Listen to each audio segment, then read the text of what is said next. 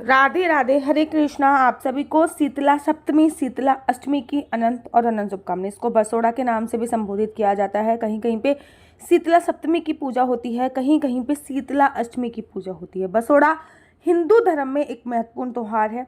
शीतला अष्टमी को या फिर शीतला सप्तमी को बसोड़ा के नाम से जाना जाता है। बसोड़ा शीतला माता को समर्पित एक बहुत ही ज़्यादा इंपॉर्टेंट त्यौहार माना जाता है। इंपॉर्टेंट इसलिए है क्योंकि शीतला माता की पूजा अर्चना वंदना करने से आपकी ज़िंदगी में भी शीतलता आ जाएगी और गर्मी प्रधान जो रोग होते हैं जैसे कि आई साइड वीक होना, छोटी माता बड़ी माता का निकलना, उन सभी से छुटकारा मिल जाता है। यह त्यौहार माघ मास के कृष्ण पक्ष की अष्टमी को मनाया जाता है। आमतौर पर होली के 8 दिन के बाद पड़ता है, इसलिए लोग इसे होली के पहले सोमवार को या फिर शुक्रवार को मनाना ही प्रेफर करते हैं। जो सप्तमी तिथि है वो शुक्रवार को पड़ रही है, अष्टमी तिथि शनिवार को पड़ रही है। वैसे शनिवार को ये त्यौहार बनाया जा सकता है, लेकिन ठंडे दिनों में बनाना बहुत अच्छा रहता है, इसलिए मैं आपसे एडवाइस करूंगी कि आप शुक्रवार को जरूर बनाइए। माता रानी बहुत ही विशाल हैं, उनके हाथ में झाड़ू है, कलश धारण करने वाली है, शूप धारण करने वाली है। भगवती शीतला माता की मैं वंदना करती हूँ, ऐसा कहते हुए आपको व्रत जो है प्रारंभ करना है। शीतला माता हर साल होली के 8वें दिन मनाई जाती है। शीतला अष्टमी चैत माह के कृष्ण पक्ष की अष्टमी तिथि को ही शीतला अष्टमी या बसोड़ा के नाम से संबोधित किया जाता है। शीतला माता के दिन, शीतला अष्टमी वाले दिन शीतला माता को बासी भोजन का भोग लगाया जाता है, इस कारण इसे बसोड़ा के नाम से भी संबोधित किया जाता है।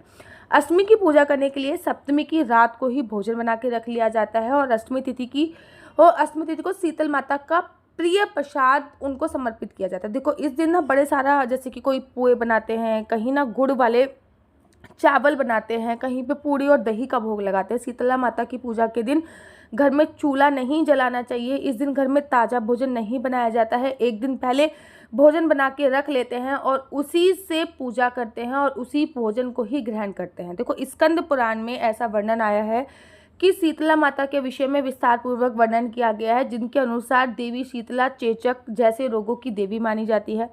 यह हाथों में कलश, सूप, झाड़ू तथा नीम के पत्ते धारण किए होती हैं, गधे की सवारी करती हैं और यह अशुभ मुद्रा में विराजमान होती हैं। ऐसा माना जाता है कि देवी शीतला चेचक, खसरा, बड़ी माता आदि को नियंत्रण करती है और लोग उन बीमारियों के प्रकोप को दूर करने के लिए उनकी पूजा अर्चना वंदना करते हैं। ऐसा नहीं है कि मतलब शीतला माता की पूजा करने से आपको खसरा या चिकनगुनिया होगा नहीं या फिर चिकन पॉक्स होगा नहीं, ये होगा। बड़ी माता छोटी माता आपको दोनों निकलेंगी, लेकिन माता निकल कर चली जाए, क्योंकि पहले ज़माने में बड़े सारे लोगों के अंग भंग हो जाते थे। माता अगर निकल जाती हैं तो चेहरे पे बहुत दाग धब्बे रह जाते हैं, किसी के अंग भंग हो जाते हैं। माता आई और आके ठंडा ठंडा होकर ही चली जाए, ये बहुत बड़ी बात होती है, इसलिए शीतला माता की पूजा अर्चना वंदना करी जाती है। शीतला माता हर बड़े से बड़े रोगों को अपनी शीतलता के साथ खत्म करती हैं, इसलिए इनको खास तौर पर अपने घर के साथ साथ बाहर की भी सफाई रखनी पड़ती है। अब आपको पूजा कैसे करनी है? स्नान के बाद साफ कपड़े पहने, पूजा के लिए 2 थाल सजाएं। एक थाल में दही, बाजरा और सप्तमी को बने पकवान जैसे कि मीठी रोटी, मीठे चावल, नमक पारे, मठरी, खीर, पुआ, रबड़ी, दही बड़े आदि रख लें और दूसरी थाली में आटे का दीपक रखें, हल्दी रखें, फूल रखें, कपड़े का टुकड़ा, अक्षत, सिक्के, मेहंदी, ठंडा जल आदि रखें। शीतला माता की मूर्ति के सामने एक दीपक जलाएं। दीपक देखो जलाया नहीं जाता, केवल ऐसा मन में आपको फील करना होता है कि दीपक जल रहा है। जो आप दीपक बना के लेके आए हो ना आटे का, घी का, वही दीपक रख दिया जाता है, ये यकीन करके कि दीपक जल रहा है, यानी कि दीपक जलाया नहीं जाता। घी में बत्ती भिगोकर ऐसे ही रख देना चाहिए, इसे ठंडा दीपक कहा जाता है। थाली की वस्तुओं को भोग के रूप में माता को समर्पित करें। इसके बाद नीम और बट वृक्ष को भी जल चढ़ाएं, क्योंकि इस दिन देव वृक्षों की पूजा करने का बड़ा विशेष महत्व होता है। हिंदू धार्मिक मान्यताओं के अनुसार हर व्रत, उपवास और पूजा पाठ में शुद्ध और ताजे फल का भोग लगाया जाता है, परंतु ये नियम माता शीतला के व्रत में लागू नहीं होता। इस दिन लोग अपने घरों में ताज़ा भोजन नहीं बनाते हैं, बल्कि इस दिन ठंडा भोजन खाने का रिवाज माना जाता है। शीतला अष्टमी के बाद से गर्मी की शुरुआत हो जाती है और गर्मियों में बासी भोजन करने से रोग का खतरा बढ़ जाता है, इसलिए शीतला अष्टमी के बाद से बासी भोजन नहीं किया जाता। इस दौरान इस बात का विशेष तौर पर ध्यान रखा जाता है कि शीतला माता की पूजा में दीपक ना जलाएं, ना ही अगरबत्ती जलाएं। ऐसा इसलिए माना जाता है क्योंकि देवी शीतला ठंडी प्रवृत्ति की हैं और उनके पूजन में दीपक का उपयोग वर्जित माना जाता है। पूजा के बाद शीतला श्रोत का पाठ करें, शीतला माता की कथा सुने, दिन भर शांत रहें, गुस्सा ना करें, सात्विकता से जीवन बिताएं। इस दिन अगर व्रत रखने का विधान आपके परिवार में है तो व्रत रखें। परिवार के किसी भी सदस्य को गर्म भोजन नहीं करना चाहिए।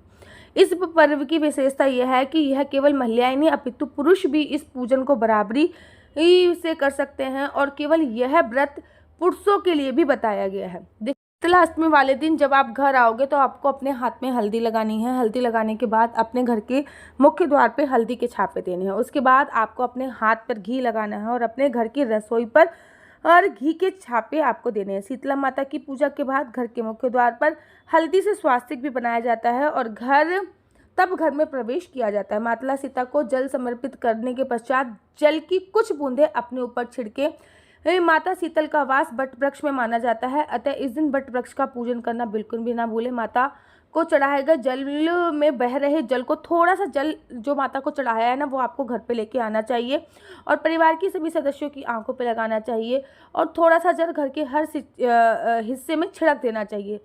मान्यता अनुसार यह जल बहुत पवित्र होता है, इससे घर की तथा शरीर की शुद्धि होती है। देखो मंदिर नहीं है तो पूजा कैसे करें, ये क्वेश्चन बहुत ज़्यादा पूछा जाएगा। अगर आपके आसपास कोई देवी मंदिर नहीं है, वैसे तो देखो आप बहुत सिंपल तरीके से माता शीतला का मंदिर ढूंढ सकते हो। अगर माता सीता का मंदिर नहीं तो कोई दुर्गा माता का मंदिर भी आप देख सकते हो। अगर दुर्गा माता का मंदिर भी कोई भी नहीं मिल रहा, क्योंकि ये पार्वती माता का मंदिर भी देख सकते हो, अगर वो भी नहीं मिल रहा तो यहाँ पे आपने होली जलाई है वहाँ पर भी पूजा कर सकते हैं। पूजा करते समय मैया के सामने बोलते रहिए, हे माता सब पर ठंडी बने रहना। इस दिन बर्तनों का दान करना सफाई कर्मचारी को बहुत अच्छा माना जाता है। इस दिन गौ माता की सेवा गौ ग्रास निकालना बहुत ज़रूरी होता है। इस दिन कुछ जगहों पे खजाना भी बोया जाता है। तो आप लोग अपने परिवार के सदस्यों के नाम के कुछ सिक्के मिट्टी के बर्तन में भरकर मिट्टी में दबा दें और प्रार्थना करें कि हमारे परिवार पर कभी आर्थिक संकट ना आए, हमारे घर का खजाना कभी खाली ना हो। ये केवल एक रिवाज है जो पुराने समय से करते आ रहे हैं। ऐसी मान्यता है, इसमें कोई हर्ज नहीं है, मान्यता है। आप चाहो तो अपने घर के गमले में भी दबा सकते हैं। संकल्प लेना बिल्कुल भी मत भूलिए। कोई भी व्रत करने से पहले, कोई भी पूजा पाठ करने से संकल्प लिया जाता है तो सबसे पहले संकल्प लीजिए, ओम शीतलाय नमः, नमः, ओम शीतलाय नमः 3 बार बोलिए। अपना नाम बोलिए, अपना गोत्र बोलिए और यहाँ पे रह के आप व्रत कर रहे हो वो बोलिए। और जिस प्रकार से आप व्रत कर रहे हो, फलाहार खा के, व्रत करके या फिर पूजा करने के बाद आप व्रत का विश्राम कर दोगे तो ऐसा भी बोल सकते हो।